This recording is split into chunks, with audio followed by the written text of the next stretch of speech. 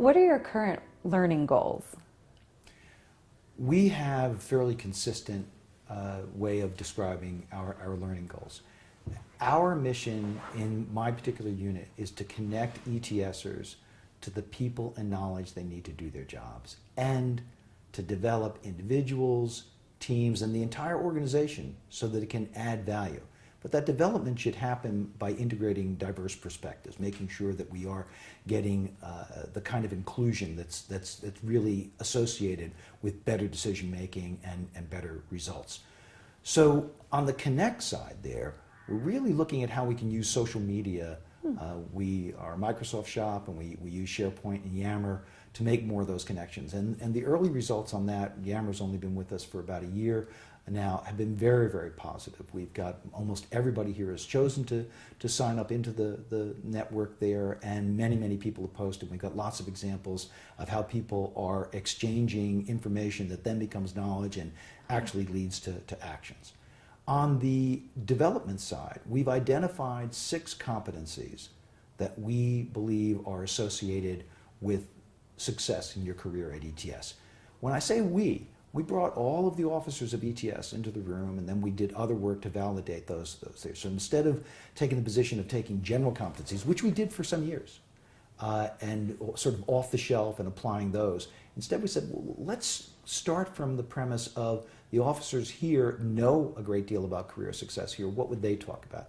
And we ended up with several that you might find in general area, but others that I think are really specific to ETS. And one of those is you have to know the end-to-end ETS processes if you're going to be successful here. And there's a continuum. You take you from learning to mastery to expertise on those kinds of things. So are you still at the point where you're learning from someone else, all the way? Are you at the point where you not only could teach this to someone else, but you could, in fact, make suggestions about how we could improve or innovate those processes?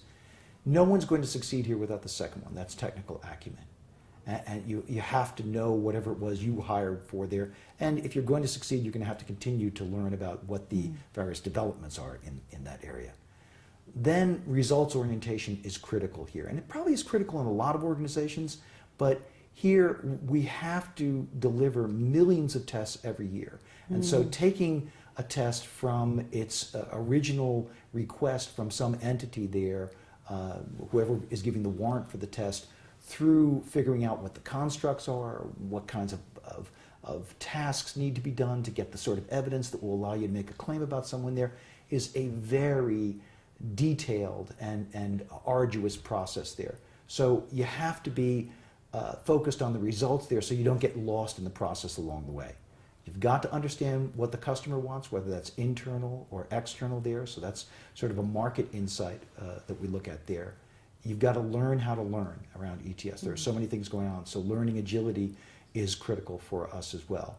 And then there's this notion of relationship mastery. And so we've been doing a lot of work around what Roger Schwartz, the person who wrote the Skilled Facilitator, talks about as leading from every chair. So do you understand how you can work with other people to get a more successful collaboration?